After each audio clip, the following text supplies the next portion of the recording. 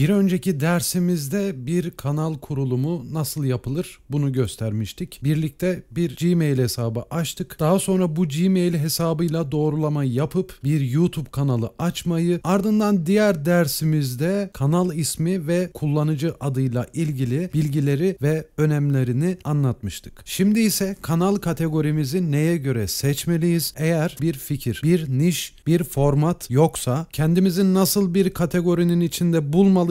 Bugün bu konuda sizlere aydınlatacağım. Tabii bunu yaparken gelir odaklı olduğumuz için kategoriye de gelir odaklı yaklaşacağım arkadaşlar. Kategori dediğimiz ise şu: YouTube ayarlar kısmında, yani stüdyonun ayarlar kısmında yükleme varsayılanları bölümünden gelişmiş ayarlara girerek burada kanalımızın genel kategorisini ve bundan sonra yükleyeceğimiz videoların genel kategorisini belirlediğimiz bölüm. Birçoğu danışanımda görüyorum burada kategori belirlemeden devam ediyorlar ama bilmiyorlar ki 1-0 geride başlıyorlar. Arkadaşlar, her kanalın bir kategorisi olmak zorunda. Kategorisiz bir kanal olmaz. Şansınız yaver gitmese eğer ki bu şans işi değil, 1-0, 2-0 hatta 3-0 geride başlarsınız. Örneğin ben YouTube ve yapay zeka eğitimleri veriyorum ve kanalımın kategorisi eğitim arkadaşlar. Şimdi peki sizler daha fazla kazanmak isteyen bireyler, YouTuber'lar ve adaylar olarak hangi kategoriyi seçmelisiniz? Hemen size şurada bir skala hazırladım arkadaşlar. Bir gelir skalası. Bu videonun sonuna doğru sizler de kategorinizi belirlemiş olacaksınız. Şimdi Türkiye'de YouTube gelirleri sınırlı biliyorsunuz. Yani sınırlı derken düşük. Bu yüzden bu dersimizde yabancı bir kanala odaklı gideceğiz. Yani İngilizce bir kanal açarsak ne kadar kazanabiliriz? Hangi kategoride ne kadar kazanabiliriz? RPM ve CPM'e geçmeden önce, yani burası biraz kafa karıştırıcı, sizlere YouTube'un hangi kategorisinin ortalama ne kadar kazandırdığını şöyle bir tabloda belirledim. Arkadaşlar, eğer bir müzik kanalı açarsanız $1,5 yakın bir geliriniz olacak. Tabii ki bu net gelirler değil arkadaşlar. Vergiler ve YouTube kesintileri haricindedir. Eğer evcil ve yabani hayvanlar kanalı açarsanız en düşük $1, en fazla $1.82 kazanabilirsiniz. Oyun kanalları belki de en çok ilgilendiğiniz ve en kolayınıza gelen kanal kategorisi. Ancak bunu yaparsanız YouTube'un en düşük gelirlerinden birine sahip olursunuz. Tabii ki bunlar AdSense gelirleridir, yani reklam gelirleridir. Oyun kategorisinde ise $2,5 ile $4,5 arası bir gelire sahip olacağız arkadaşlar. Çok az bir artı eksi oynama olabilir. Bunlara takılmayacağız. $2,5 olmaz da $2.30 olur. Kişiler ve bloglar, pratik bilgi ve stil isimli iki kategoriyi tek hanede birleştirdim. Ortalama $3,5 ile $6,5 yakın bir gelir mevcut bu kategorilerde arkadaşlar. Bu en üst sınır, soldaki ise en alt sınır arkadaşlar. Gelelim eğitim kategorisine. Şimdi ben evet bir eğitim kanalıyım. Ancak eğitim kanalları kendi aralarında ikiye ayrılıyor arkadaşlar. Birincisi benim vermiş olduğum, yani YouTube eğitimi ya da örnek olarak kanalımızı CapCut eğitimi üzerine kuracaktık. Bir önceki dersimizden hatırlarsınız. Ya da CapCut eğitimi diyelim. Bu kategoriler standart eğitim kategorisine giriyor arkadaşlar. Bir de finans var. Şu anda finans ve bizim gibi eğitim kanalları tek bir kategoride, yani eğitim kategorisinde birleşiyor. Ancak eğitim kategorisinde eğer kripto para, hisse senedi, borsa gibi bir konunuz, bir nişiniz varsa eğer normal bir eğitim kanalından daha fazla kazanıyorsunuz. Yani içinde para geçen, kripto, hisse geçen videolar, kanallar normal bir eğitim kanalından daha fazla kazanmış oluyor. Gördüğünüz gibi içinde para geçen, hisse senedi geçen eğitim kanalları $8 ile $14,5 arası kazanıyor. En yüksek gelir şu anda kripto para kanallarında arkadaşlar. Bunda ise $20 ile $36 arası gelir kazanılabiliyor. Bunlar standart değerler değil arkadaşlar. Aşağı yukarı oynayabilir. Kanal performansına, hatta mevsime göre bile değişiklikler gösterebilir. Biliyorsunuz ki YouTube gelirlerinde ara ara düşüşler mevcut. Bu yüzden artı eksi bunlara takılmayın arkadaşlar. Şimdi ise hazır kategoriye gelmişken kalite önemli. Hiçbir bilginiz yokken gidip de kripto para kanalı açarsanız hem yasal olarak başınız belaya girebilir hem de zaten bilgisiz bir içerik üretici olarak izlenmeniz biraz sürpriz olur.